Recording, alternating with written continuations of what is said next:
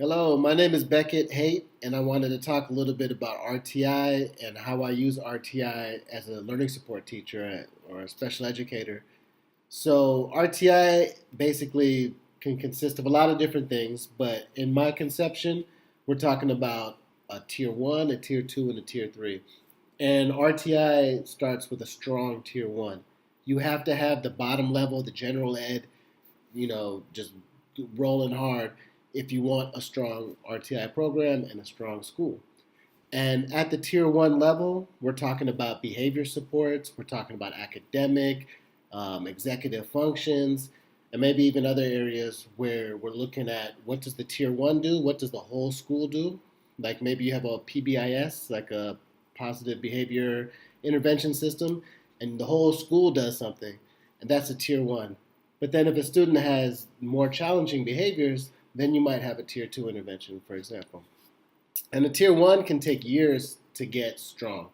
That's kind of like the first place you have to go. We're talking about, UBD, lesson planning, differentiation, given resources, all that stuff. Like what you expect from co-teaching, what is co-teaching, case management, everything.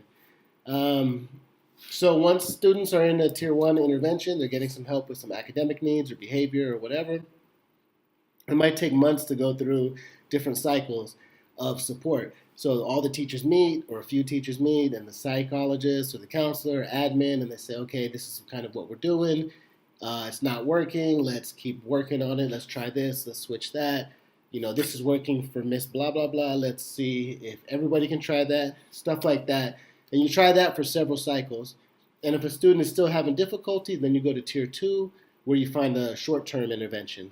We're talking a few months and maybe, an hour or two a week. Don't quote me on that. Read your textbooks. But this could be doing reading, math, executive functioning, just working on gaps that the student has. So, for example, right now I do some tier two literacy interventions. So I'm working on vocabulary development for eighth graders, and we're trying to help build those skills. Sometimes I do little low key writing interventions or official tier two interventions that I've done in the past, where the students with the lowest writing skills in the school, they come and they work with me for a quarter, and we get them up to snuff, and then they take off, ideally. But if they don't take off and they're still having trouble, that's when we might have a tier three intervention. So that's a longer duration each week. That could take months to work with. And in some schools I've worked at, a tier three is considered a student that is in a resource class, like a pull-out class, and they need that support all the time. And then we work on specific skills. Other times it's just a more intensive reading intervention or something like that. Working in tier one, a lot of times I'm asking serious questions. I ask a lot of key questions when I'm working in these student success team meetings. So, like one question I might ask is, what do we do, or what do you do if a student, like, let's say you have 8 students out of 24 fail a summative or a formative assessment, what happens in the class? What happens in your department? What happens in the grade?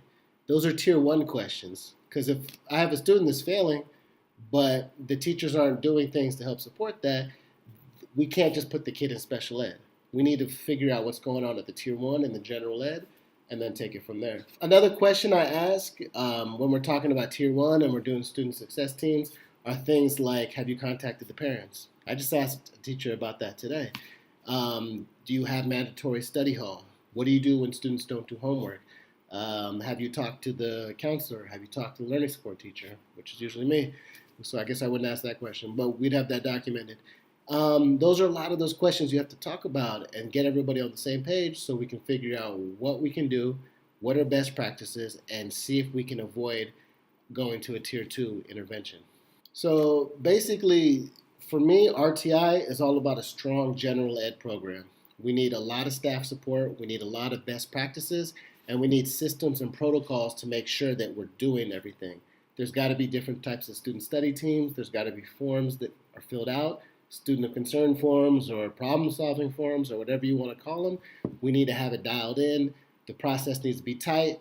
There has to be flow charts. We got to say this is what happens in, like the first stage and then the first cycle, and then if, for 6 to 8 weeks, if this doesn't work, we need to do this, this, this.